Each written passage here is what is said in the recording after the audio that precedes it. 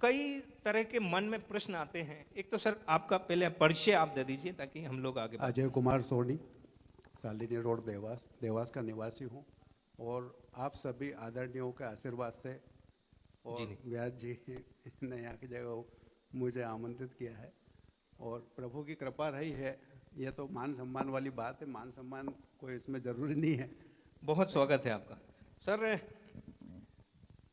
दरअसल सबसे पहले मैंने आपको इसलिए बुलाया है कि हम लोगों के जीवन में उतार चढ़ाव निश्चित तौर से आते रहते हैं। जब अच्छा समय चलता है तो हम निश्चिंत रहते हैं, लेकिन जब बुरा समय आता है, संघर्ष के जब दौर आता है, तो हम आध्यात्म की ओर जाते हैं। कई बार ज्योतिष पे भी हम लोग पहुंचते हैं और एक रास्ता खोजते हैं।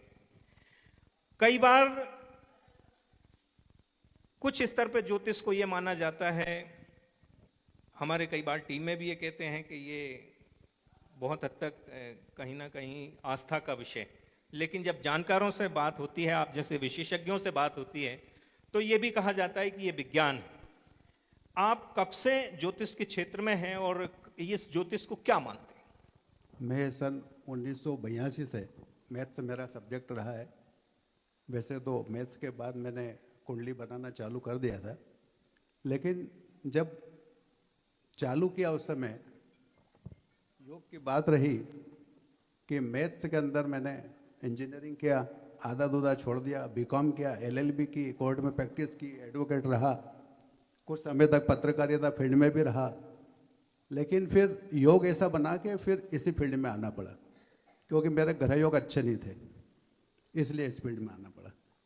तो जब इस फील्ड में आया तो मैंने ये देखा कि मैंने फिजिक्स, केमिस्ट्री, मैथ्स, बायो, ज्योतिष सब पढ़ लिया।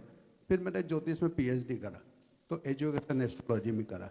एजुकेशन एस्ट्रोलॉजी बच्चों के एजुकेशन कैरियर का काउंसलिंग। यदि कुंडली में इंजीनियरिंग के योग हो तो उसे फिर मैथ्स दिला करके इंजीनियरिंग कराना चाहिए।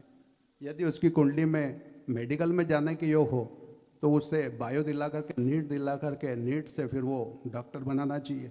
यदि उसमें मैनेजमेंट के योग है तो उसे कॉमर्स दिला करके उसे मैनेजमेंट में MBA, marketing, finance, HR, foreign trade, जो भी सब्जेक्ट निकले कुंडली से वो निकाल के उसे बताना चाहिए, तो वो सही ट्रैक पे जाएगा।